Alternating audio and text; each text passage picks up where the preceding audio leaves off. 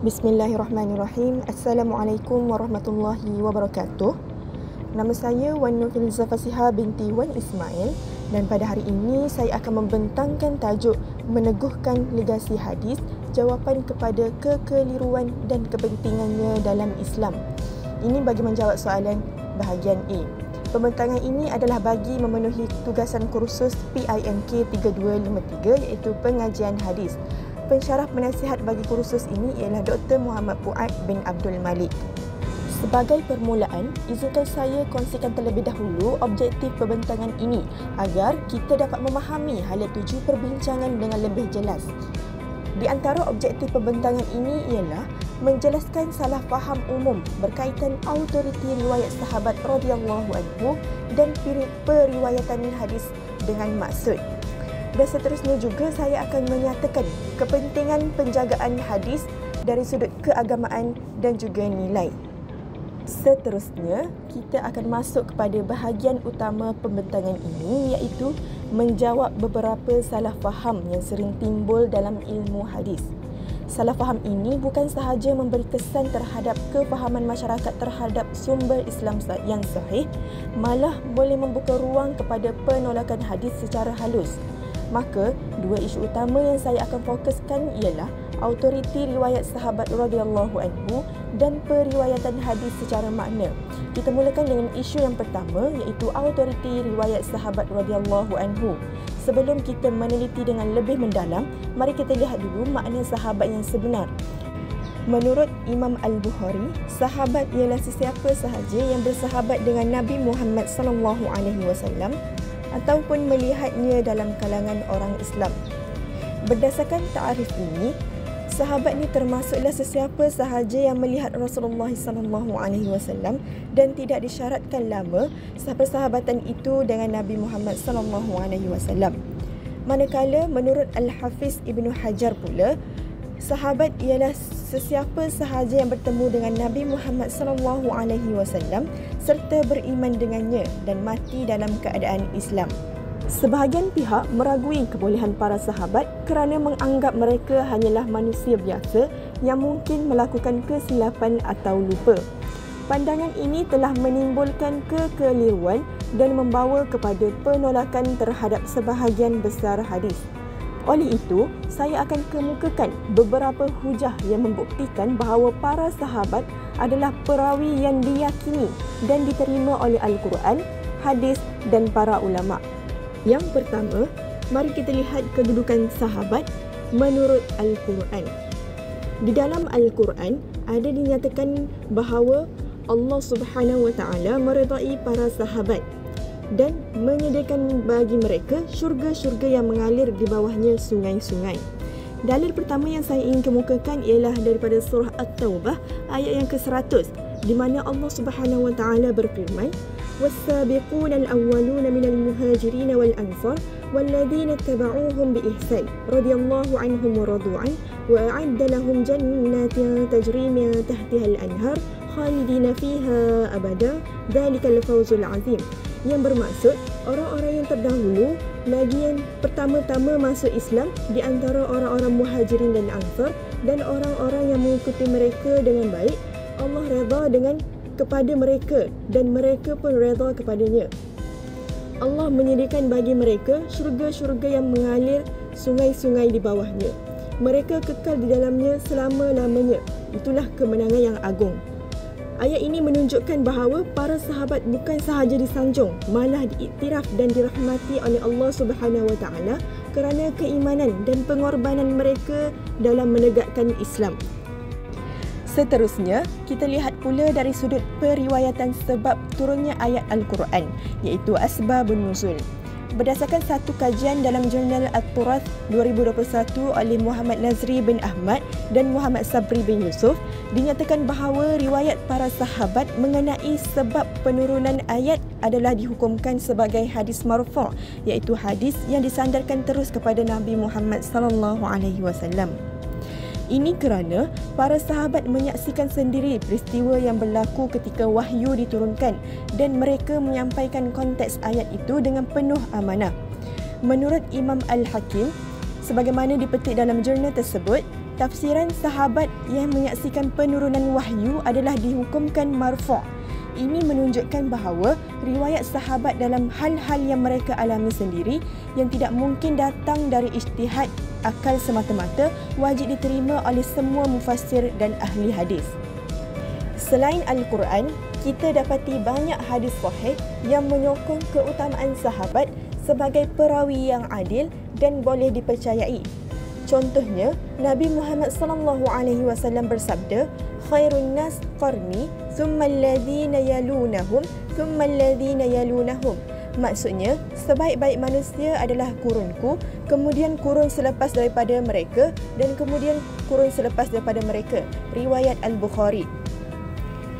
Hadis ini meletakkan ranking tertinggi kepada para sahabat dalam struktur pewarisan ilmu Islam. Mereka ialah generasi pertama yang menerima wahyu secara langsung dan Nabi sendiri menyatakan keutamaan mereka sebagai model umat yang terbaik. Seterusnya, testimoni daripada para sahabat juga membuktikan keluasan ilmu dan pengalaman mereka dalam memahami wahyu. Contohnya, Abdullah ibnu Mas'ud radhiyallahu anhu iaitu merupakan salah seorang sahabat yang faqih dan dikenali dalam bidang tafsir dan qiraat, pernah berkata, "Tidak turun satu ayat daripada kitab Allah melainkan aku tahu di mana ia diturunkan dan terhadap apa ia diturunkan. Sekiranya aku tahu ada seseorang yang lebih tahu daripadaku, nescaya aku akan menunggang tunggangan untuk menemuinya." Tafsir Ibnu Katsir. Ungkapan ini menunjukkan keyakinan dan keluasan ilmu para sahabat serta kesungguhan mereka dalam menyampaikan ilmu tanpa kecuaian. Mereka bukan sahaja menerima wahyu tetapi berada dalam lingkungan sosial, budaya dan politik yang membentuk konteks wahyu itu sendiri. Maka, sudah terang lagi bersuluh bahawa mempertikaikan keadilan dan kredibiliti para sahabat dalam menyampaikan ilmu hadis adalah satu pandangan yang tidak berasas dan bertentangan dengan sumber-sumber utama Islam. Buktinya, yang pertama, para sahabat merupakan generasi yang diiktiraf oleh Allah Subhanahu Wa Taala sendiri dalam Al-Quran. Yang kedua, para sahabat saksi kepada penurunan Al-Quran dan wahyu. Dan mereka ni dipertahankan oleh Nabi Muhammad SAW sebagai umat terbaik dan menjadi rujukan utama para ulama muktabar dalam tafsir, hadis dan fiqh. Sebagaimana dinyatakan oleh penulis dalam jurnal At-Turath 2021, riwayat asbabun nuzul daripada sahabat adalah dinilai sebagai hadis marfu'. Jika sahih, maka hukumnya adalah wajib diterima dan dijadikan hujah. Dengan ini, kita dapat menolak salah faham yang menyatakan bahawa sahabat tidak layak dijadikan sumber ilmu Islam. Sebaliknya, merekalah tulang belakang kepada pewarisan ilmu wahyu yang sahih kepada generasi selepas mereka sehingga hari ini. Seterusnya, saya akan membincangkan satu lagi isu penting yang sering disalah tafsir dalam ilmu hadis, iaitu periwayatan hadis dengan maksud hadis atau dikenali sebagai riwayah bil ma'na. Secara mudah, riwayah bil ma'na merujuk kepada menyampaikan hadis Nabi SAW tidak secara lafaz asal tetapi dengan menggunakan lafaz sendiri yang mengekalkan makna sebenar sabda Nabi Muhammad SAW. Perkara ini berlaku apabila seorang perawi tidak meriwayatkan secara harfiah, sebaliknya menggunakan ungkapan yang difahaminya sendiri untuk menyampaikan maksud yang sama.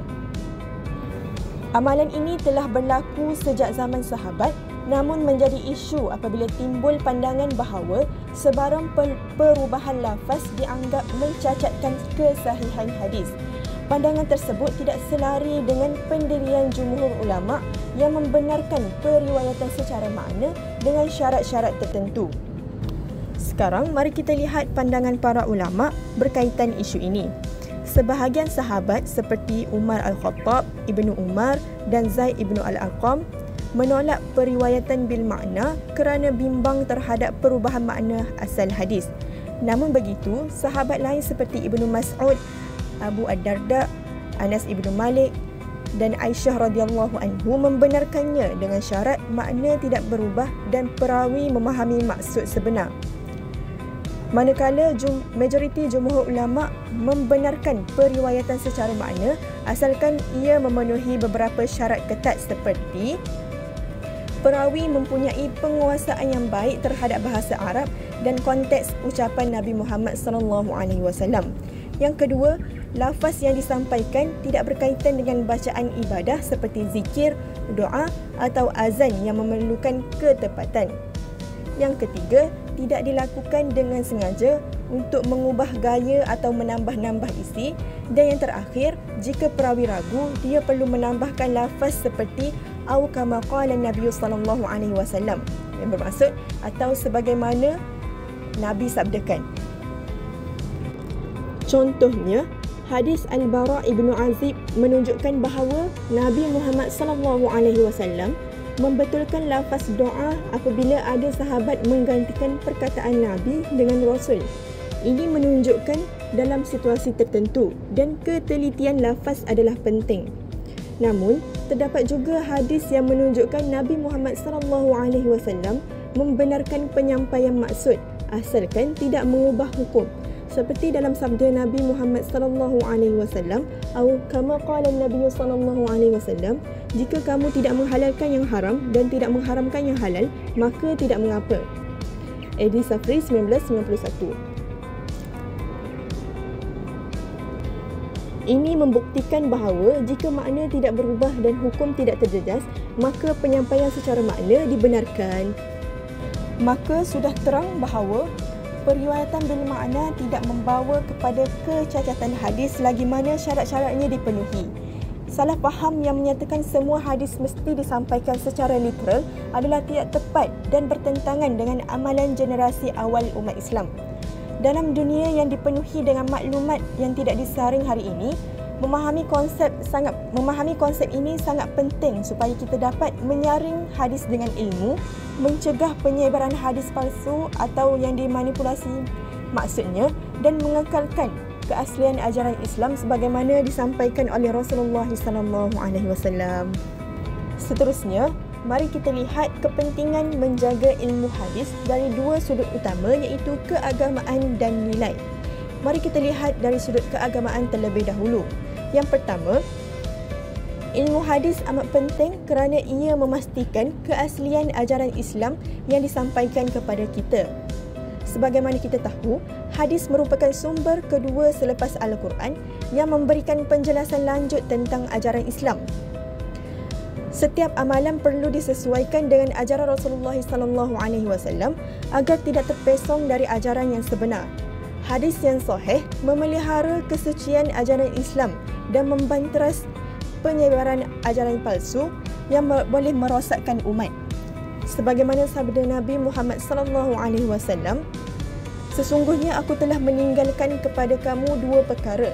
Selagi mana kamu berpegang dengan kedua-duanya, kamu tidak akan tersesat selama-lamanya, iaitu kitabullah dan sunnah Rasulullah SAW. Yang kedua, hadis juga memainkan peranan penting sebagai panduan utama dalam ibadah dan syariat. Sebagaimana kita tahu, hadis memberi penjelasan lebih mendalam mengenai tuntutan dalam Al-Quran, mengajar umat Islam bagaimana melaksanakan ibadah yang betul dan bagaimana menjalani kehidupan sesuai dengan hukum syariat. Sebagai contoh, hadis-hadis mengajarkan tentang cara solat, zakat, puasa dan haji yang tidak disebut secara terperinci dalam Al-Quran. Sebagaimana Rasulullah SAW bersabda, "Solatlah kamu seperti mana kamu melihat aku solat." Riwayat Al-Bukhari. Dan akhir sekali, hadis juga menjadi penghubung antara iman dan amalan. Hadis menekankan pentingnya niat dalam setiap amalan yang dilakukan oleh seseorang Muslim. Setiap perbuatan perlu dilakukan dengan ikhlas kerana Allah, dengan menghubungkan aspek rohani dan fizikal dalam kehidupan beragama. Sebagaimana Rasulullah SAW bersabda, sesungguhnya setiap amalan itu bergantung kepada niat dan setiap orang akan mendapat apa yang dia niatkan. Riwayat Bukhari dan Muslim. Sekarang, mari pula kita lihat kepentingannya dari sudut nilai. Hadis juga sangat penting dalam membentuk nilai moral dan akhlak dalam masyarakat Islam.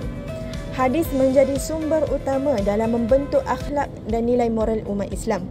Ajaran Rasulullah sallallahu alaihi wasallam memberi panduan dalam berinteraksi dengan orang lain, menekankan nilai-nilai seperti kejujuran, kesabaran, kasih sayang dan tolong-menolong. Ini membantu umat Islam hidup dalam harmoni dan membentuk masyarakat yang berperi kemanusiaan. Dan yang kedua, hadis juga menjadi panduan dalam kehidupan sosial. Hadis memberikan garis panduan yang jelas dalam setiap aspek kehidupan sosial seperti dalam berkeluarga, bermasyarakat dan dalam berinteraksi dengan pihak lain. Rasulullah sallallahu alaihi wasallam juga menekankan pentingnya berlaku adil, menghormati hak orang lain serta menjaga kehormatan sesama manusia. Rasulullah sallallahu alaihi wasallam bersabda, "Tidak beriman seorang daripada kamu sehingga dia mencintai saudaranya seperti mana dia mencintai dirinya sendiri." Riwayat Al-Bukhari dan Muslim. Kesimpulannya, menjaga ilmu hadis bukan sekadar usaha ilmiah tetapi adalah tanggungjawab agama dan moral. Memahami hadis dengan betul, mempertahankan kebenarannya dan menyampaikan tanpa tokok tambah merupakan amanah besar umat Islam dalam memelihara kesucian ajaran Rasulullah sallallahu alaihi wasallam. Sebagaimana sabdanya, "Waman kadzaba alayya muta'ammidan falyatabawwa maq'adahu minan nar." Maksudnya, barang siapa yang berdusta di atas namaku dengan sengaja, maka siaplah tempatnya di dalam neraka. Riwayat Bukhari.